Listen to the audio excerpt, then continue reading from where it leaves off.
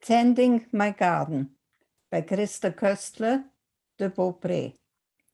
My ground floor apartment has a patio. Half of my patio garden shelters under the balcony of my upstairs neighbor. On the other half, I have my larger pots. Young cedar bushes set the boundary, maintained by management. We had a windy, cold, rainy winter, the sun hidden by drifting dark clouds. But as every year, eventually milder days return to the coast. I promised myself to spend more time outdoors, have breakfast and tea breaks in the fresh air.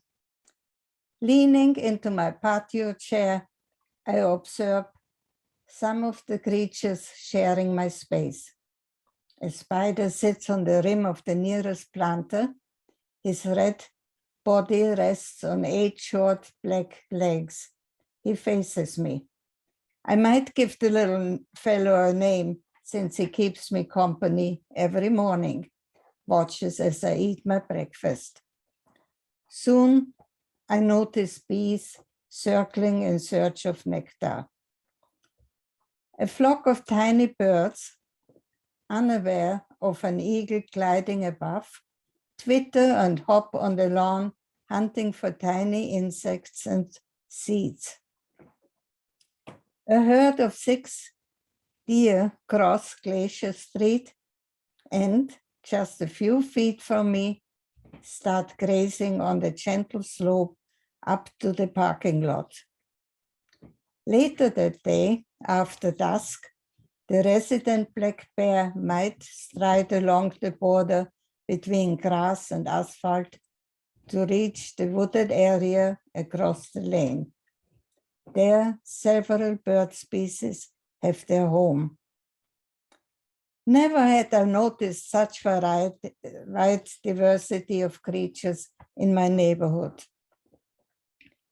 People keep distance during the pandemic, but animals seek to be close to us. Several cats come and visit me. Some are quite vocal, demanding to be petted and talked to. A lady takes her dog for a run, smiles and waves from the parking lot. It is a sunny day in May, and I smile in return while working on my container garden. Putting the almost empty bag of potting soil aside, I slip off a pair of disposable gloves, water my begonias, pansies, lobelias, and my string beans. The young plants stretch towards sun's life-sustaining rays. Tendrils look for support to hold onto and have a first glimpse of the world. Their purpose is to climb up the tall poles next to them. The foliage will provide a privacy curtain for me. I never had a garden, and with time on hand during the recent and current COVID-19 crisis, now in my 80s, I rely on YouTube and garden websites to learn about the interactions and needs of different plants. Also, I have a few flowers. My main interest is in herbs. I love their smell and their medicinal properties. I use them daily in my food preparation. Tomorrow, I will get help from my son to fill 2 10-gallon growing bags, one for cucumbers and one for potatoes. Friends who drop by not only learn to dodge my hanging baskets of cherry tomatoes, strawberries, and lobelias, but also to answer my query about any unfamiliar flora. Is it a weed, edible, or ornamental. Proud of my handiwork, I stepped back and suppressed memories from half a century ago rear their ugly heads. Our little family had settled in Vancouver, BC, and with the help of my parents and my boss, who advised us to put a down payment on a house of our own, and even offered to give me a loan.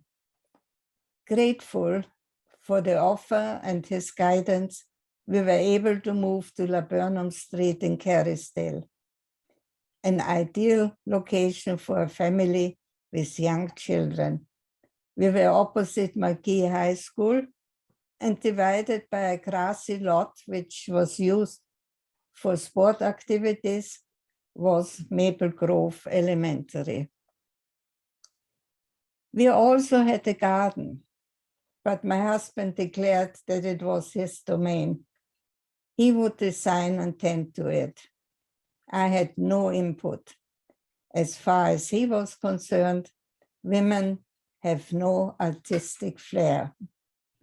Those harsh words, even repeated at PTA meetings when he ran for president, were another blow to my self-esteem. Our marriage was set on the destructive path to its end when I finally remembered who I was as a person. I was able to assert myself, gathered my children, left house and garden behind, able to find my purpose in life by overcoming many obstacles. I reverted to my own self. The end.